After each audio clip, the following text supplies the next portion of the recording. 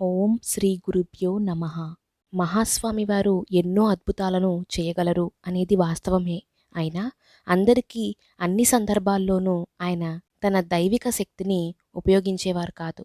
దానికి బదులుగా కష్టాలు ఏర్పడినప్పుడు ఆ కష్టాన్ని అనుభవించడానికి తగిన మానసిక స్థైర్యాన్ని పెంపొందించుకోవాలి అని ఉపదేశం చేసి పంపేవారు. పరమేశ్వరుని సంకల్పం, కర్మఫలం వీటిని ప్రతి ఒక్కరూ అనుభవించే తీరాలి.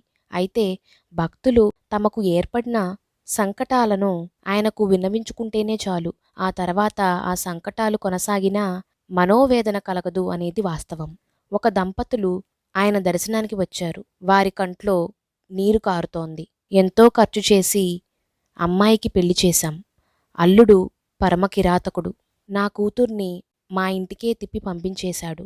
అతను మరొక పెళ్లికి సిద్ధమవుతున్నాడని అనిపిస్తోంది. నా కూతురు అల్లుడు సుఖంగా సంసారం చేసుకోవాలి. అందుకు మహాస్వామివారు అనుగ్రహం చూపాలి అన్నారా దంపతులు. కొద్దిసేపు మౌనం దాల్చిన మహాస్వామివారు ఇలా అన్నారు. మీరు మర్రి చెట్టు లాంటి పెద్ద వృక్షంలాగా పిల్లలందరికీ ఆశ్రయం ఇచ్చారు.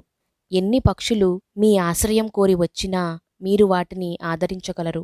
శివానందలహరిలో ఆదిశంకరులు అంకోలా వృక్షం, మేడి చెట్టు గురించి చెప్పారు. ఆ వృక్షం విత్తనాలు ఆ చెట్టు కిందే పడినా అవి తమంతట తామే ఆ పెద్ద వృక్షానికి చేరువై అక్కడే పెరుగుతాయి.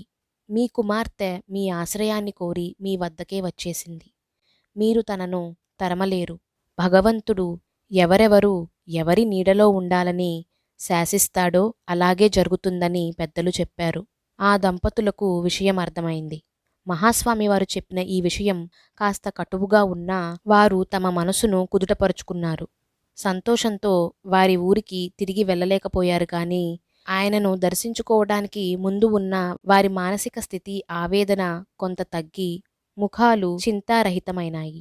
దుఃఖాన్ని పోగొట్టే వైద్యం ఆ మహావైద్యుని వద్ద మాత్రమే ఉంది అనటం అతిశయోక్తి కాదు.